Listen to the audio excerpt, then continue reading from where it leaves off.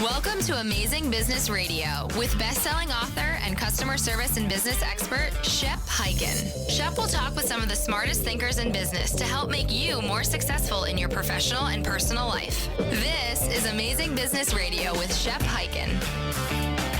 Hello, everybody. It's Shep Hyken here. We're back with another episode of Amazing Business Radio. And today I'm very excited because we have Julius Robinson, the Chief Sales and Marketing Officer in the U.S. and Canada for Marriott International. We are going to learn from somebody that truly understands hospitality. Before we get into this, a couple of quick announcements. And if you've heard the show, you know what they are. If you've got an amazing story that you want to share or a question that you'd like to ask, please reach me on any of the social media channels because I am just about everywhere: Twitter, Facebook, Instagram, LinkedIn, and more. If you do ask a question, use the hashtag AskShep, and I will answer your questions either right there in the channel or perhaps on my newsletter or perhaps on this show. Maybe even my TV show, which is Be Amazing or Go Home. That can be found on Amazon Prime, Roku, and you can find episodes on beamazing.tv. That's beamazing.tv. All right, let's jump into this interview today. Well, welcome, Julius Robinson. Thank you, Shep. Glad to be here. I'm excited. I'm a huge fan of the brand. I've been traveling for most of my career, which back in the early 1980s, I started my business. And I guess I'm a very loyal Marriott customer. And I know you've merged some other brands in. Very excited because the Starwood program became part of your program. And Yes. then the Ritz-Carlton, and there's several other great brands. So very excited to talk to you about what I consider to be a very important concept.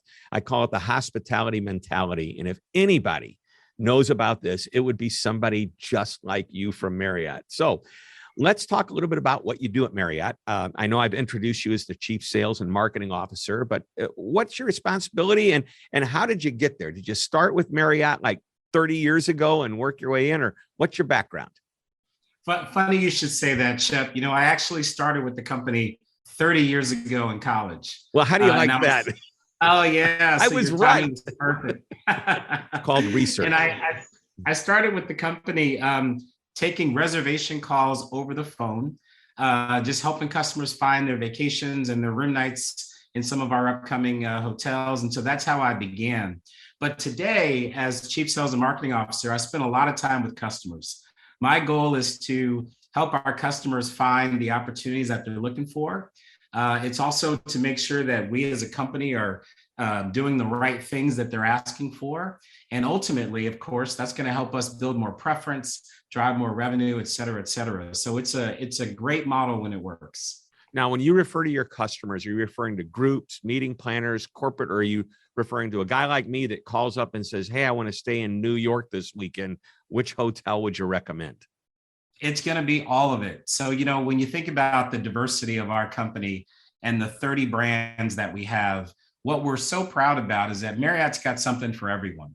And so whether we're talking about luxury, whether we're talking about, the weekend stay you need for a soccer tournament, we've got all of it. And the focus for us is across those segments. And so, leisure travel is really important to us. It sort of drove the economic recovery, but group has come back pretty significantly. We're excited about that.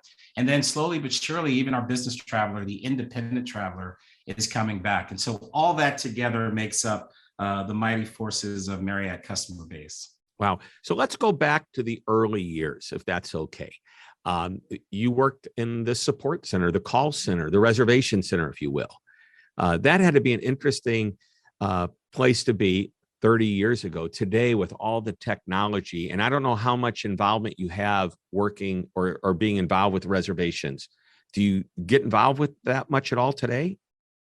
So today we still have live reservations agents. Mm-hmm. Obviously, a lot of what we do goes through other technologies, including our mobile app, our Bonvoy app. But there is an aspect of customer service that still falls under my purview. So that's a pretty special piece for me.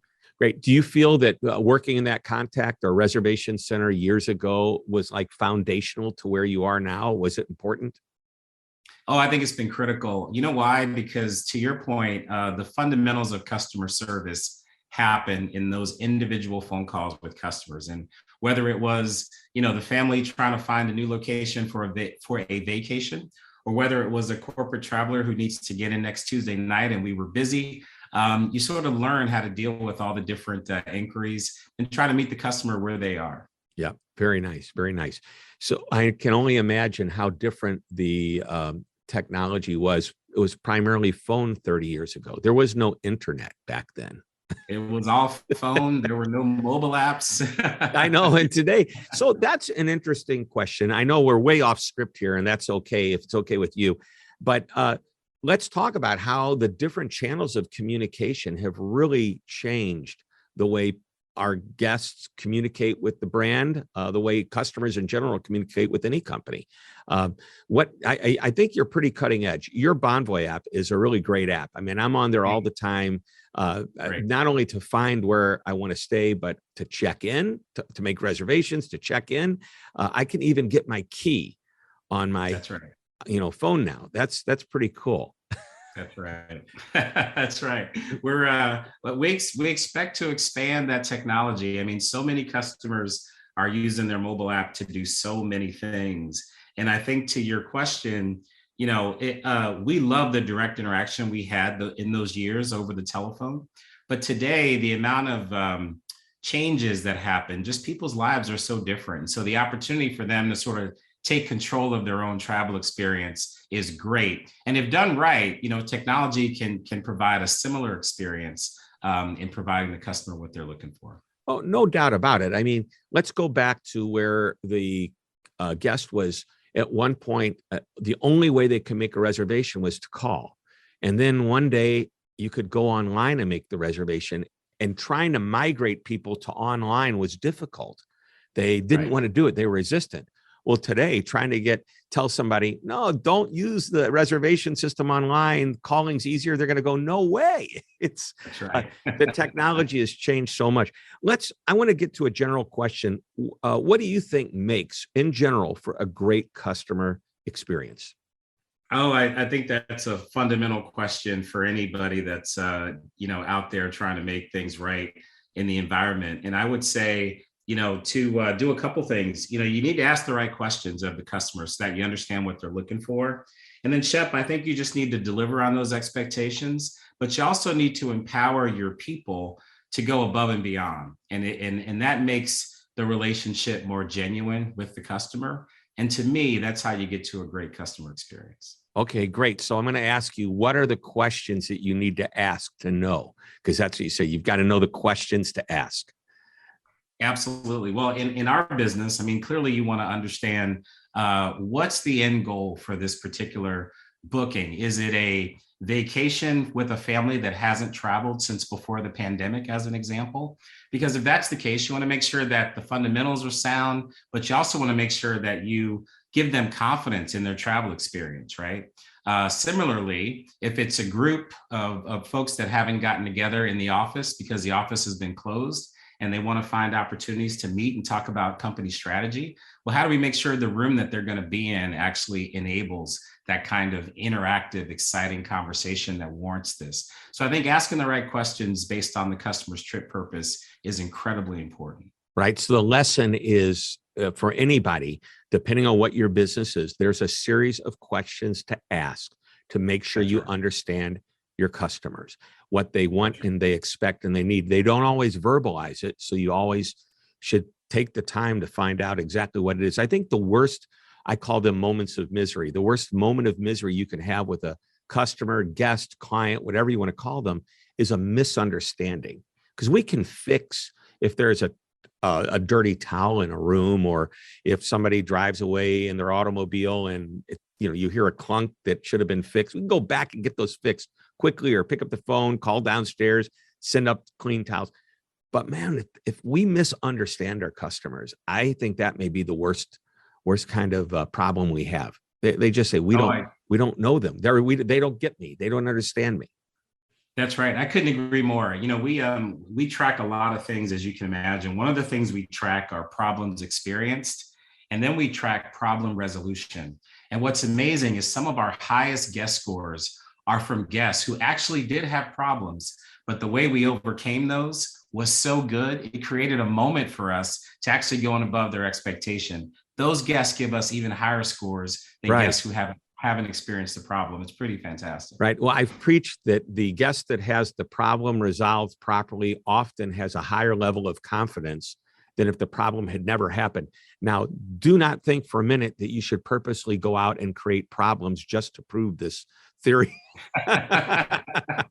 That's right. But I actually, years ago, wrote up a case study on a company that did exactly that. I don't know if you remember many, many years ago when cell phones were not cell phones, they were mobile phones, large boxes bolted to the floor of a car. With Sure, that's right. I had one of those. Right. And whenever you had those installed, what's the first thing you would do when you left, the installation area or, the store? You would pick up the phone to call somebody. You were so excited. That's right. And so they experimented by seeing what would happen if it didn't work. And then they could come back in and they could fix it and, just blow the customer away with great service and all that. But it was ingenious. And I think as a result of that, the experiment didn't work for them. But I thought that's right. But it's true. Shep, that's why I think the enablement piece is so important, right? Because you've got to enable your teams to be able to overcome those in a very authentic way. And so if it's not too scripted, you give them broad guidelines on how to solve some of these problems, it's amazing the great things that they will do. And then that will make the customer come back and see again. So what does Marriott do to train their people to be empowered and have the confidence to do that? Sure. Well, it all started 95 years ago with our company's founder, J.W. Marriott Sr., who believed deeply that if you take care of the associates would take care of the customer would come back. And so we sort of adopted this take care culture in our company. And the fundamentals of our take care culture with our associates are very similar to the training we do and how we think our associates should take care of our customers. And so it's about listening. It's about having empathy. It's about responding with clarification, right? And then delivering on the customer expectation. And so we try to do that every opportunity we get. And I think in our environment, because we're a people business, you get to see your peers deliver on that. And all day long, you get to test that theory with customers. And so that's what I think makes the secret sauce at Marriott so great. So here's the big lesson. What's happening on the inside of an organization is going to be felt on the outside. I have this idea, I call it the employee golden rule, which is to treat, the old golden rule, do unto others as you would want done unto yourself. The employee golden rule is to do unto employees as you want done unto the customer, the guest, whatever. And if you treat them right internally, you role model how they're supposed to be treating the customer. So great insight. Let's take a quick break. When we come back, I want to talk to you more about how Marriott's customer obsessed. I want to get your take on what's happened over the last couple of years during this pandemic as we're coming out of it. I know Marriott is doing quite a bit to get their especially the business meetings back to their properties, and they're doing it through creating these amazing experiences. This is Amazing Business Radio. We are talking with Julius Robinson, the Chief Sales and Marketing Officer at Marriott. Don't go away. We will be right back. Hi, Shep Hyken, your customer service and experience expert, and I'm excited to tell you about my new book, I'll Be Back, How to Get Customers to Come Back Again and Again. Now, this book is packed with idea after idea on how to, just as the title implies, get your customers to come back. In the book, you'll learn that repeat customers aren't always loyal customers. Now, both are great, but there's a big difference. You'll also learn about 10 reasons a customer may stop doing business with you and 3 reasons you would stop doing business with them. And one of my favorite lessons is a 6-step process for creating an I'll Be Back strategy. Of course, there's much, much more. You'll start getting more of your customers to say, I'll be back almost immediately. Just go to www.illbebackbook.com. Again, that's www.illbebackbook.com. You're listening to Amazing Business Radio with best-selling author and customer service and business expert, Shep Hyken. We're back on Amazing Business Radio. Julius Robinson in the trenches, doing it day in and day out at an iconic brand, Marriott. We were talking about empowering our people to be able to take care of the customer. I would love to talk to you a little bit about how Marriott, they actually call it customer obsessed. Tell us what that means to a brand like yours. Sure. And I think it means meeting the customer at their needs. Mm. The beauty of our business, like I said earlier, with 30 brands across luxury, mid-tier, upper upscale, it gives us an opportunity to have a customer, and it could be the same customer, Shep, who, when they're out with their spouse or significant other, they're enjoying our luxury properties. At the same time, when they're traveling on vacation or looking for just a roadside place to spend the night on the way down I-95, as an example, they look for something else. And so I think as we can create those special moments in each of those opportunities, then we build a customer for life. Wrap it all together in our Marriott Bonvoy loyalty program. And that's how we think we can continue to grow our customer base and our business. Yeah. I love the Bonvoy. I think currently I still have 2 million points left. I know I should probably use them. I do. You should. I do use them. We're actually, I'm taking my wife to France, and we've got a couple of hotels booked through vacation through the program. Yes. Well, let's talk about what's happened the last couple of years, because, oh my gosh, what has happened. And I can tell you, as a traveler, I travel almost weekly, and then I stopped traveling. But coming back, I've seen hotels that are making it work and some that are really struggling. And I remember getting to a hotel, paying a premium price, only to find out that their restaurant and basically the kitchen was completely shut down. I go, you might have told me this before I booked the reservation. I really felt like, and it wasn't, it's a poor reflection on the entire brand, not just that particular property, because now what's my trust level, right?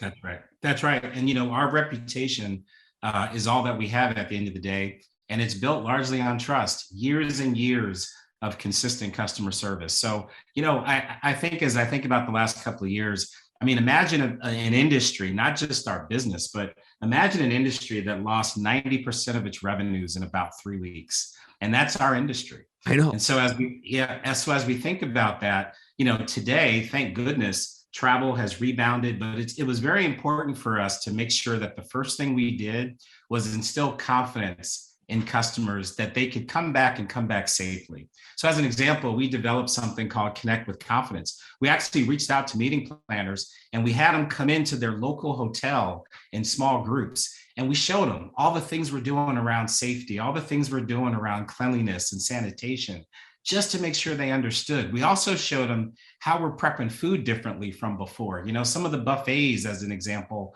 are not quite done the way they used to be. And so we really tried to look at all these different things and then give them some ideas on how their room could be set up in a safe way to manage social distancing at the time. And so that confidence piece was really, really important. And now it's just about staffing. We got to continue to get people back to work, get them back in the hotels to take care of the customers so that you don't have that experience that you just mentioned. Yeah. And you know what? It should be seamless, but I love what you're doing. Safety first. That was really of prime importance. I remember I'm involved with a group, and every year we have 2 meetings. I'm in charge of booking the hotels for those meetings. Basically, I'm a customer service expert and I'm a professional speaker. My colleagues, there's 20 of us total, 19 of them expect to stay in hotels that are really nice, because all we do is travel around the world eating chicken dinners at banquets and then doing speeches. And we needed to make a better experience than that. And I realized Ritz-Carlton is an iconic brand. It's underneath the Marriott umbrella. And I'm just going to give kudos to the several hotels we've had over the past year, especially the one in Cleveland, the Ritz-Carlton. What they did, first of all, we had to cancel because of COVID. No problem. Really? It's that easy? Sure. Do you want to book next year? Yeah, let's do it. Okay. So I rebooked, no loss of revenue. They told me what they're going to do. They couldn't promise us we'd have that fancy concierge level, but what they said was they're going to create the same experience for us. It just may look different. And I'll be darned. They did. I want to go back and get the same experience. I don't care about the concierge lounge anymore, that premium executive lounge. No, what they did for us was amazing. And I just applaud the staff for how they stayed in touch, created the safe environment, telling us what they were going to do to keep the rooms clean and make us feel safe, because we were coming back when there was still question as to whether or not we should take this trip or not. Right. Anyway, Sure. I'm going on. You're the expert on this, but I've seen it happen. How are you dealing? You mentioned, staffing. How are you dealing with staffing and the potential labor issues that you could be having? I don't know if you're experiencing the great resignation like other companies are. Well, there were a significant amount of folks who left Marriott and the hospitality industry during the pandemic because they just had to. And so they didn't have a job. Yeah, that's right. Right. And so the good news is, while we've lost some that I don't think will ever come back, we certainly have been able to retain others who, hospitality, we like to say, is a calling.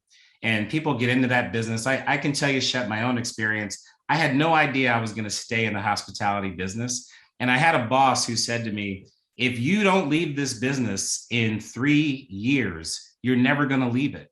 And he was so right, because it's just what we do. And so I'm happy to say today that, we're not quite back to pre-pandemic levels, but as we talk to hotels, they are able now to manage the open positions that they have better than before. So 75, 80% staffed is a good number for us right now. And we anticipate those numbers to grow. That's great. And I think part of the issue is with the type of business you're in, it's a 24/7 business.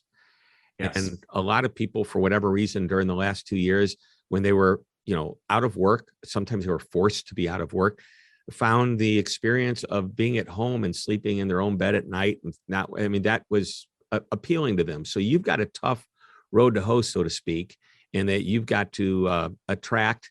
And I admire when we get good people at these hotels. It's like, wow, how can I bottle this up and take it to my company? That's right. That's great. One of the things too that I think is happening in the environment right now is as many people that have already traveled since the pandemic is over, or said to be over from a pandemic perspective.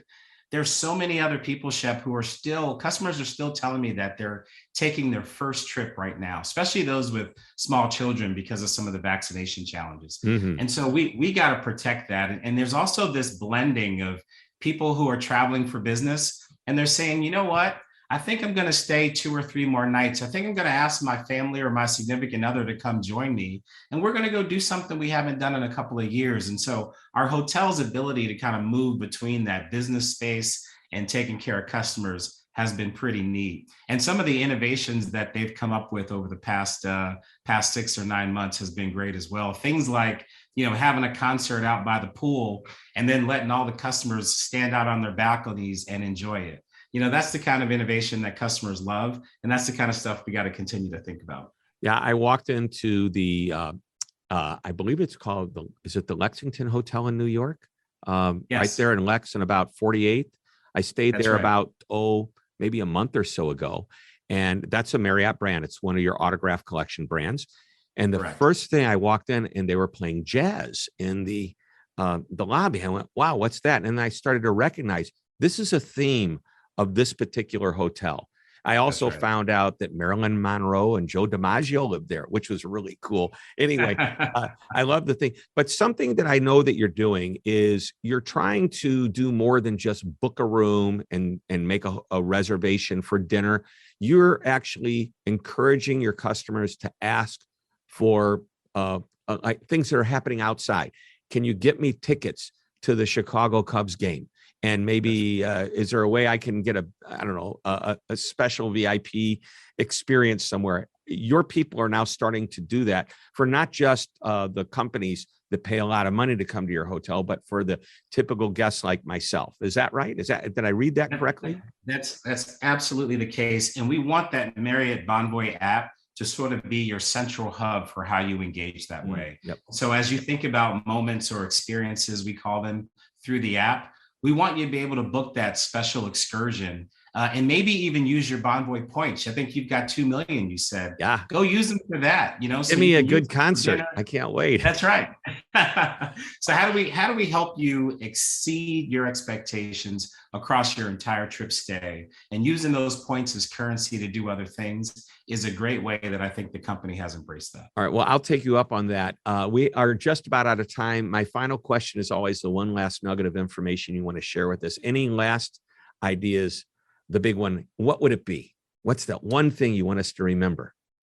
Oh man, just that travel has become a rite of passage for Americans, especially, and Canadians. And I think that the opportunity to get out, see the world, and travel, use us if you can across all of our locations and all of our different brands to help engage that experience is the way to go. And so I just thank you for the time, and I look forward to traveling again. And I know that you do as well. All right. Well, I'll second that motion to try the brand. And here's what I want you to do. I want you to think about it. The Marriott brand is well known. It's been around for 95 years.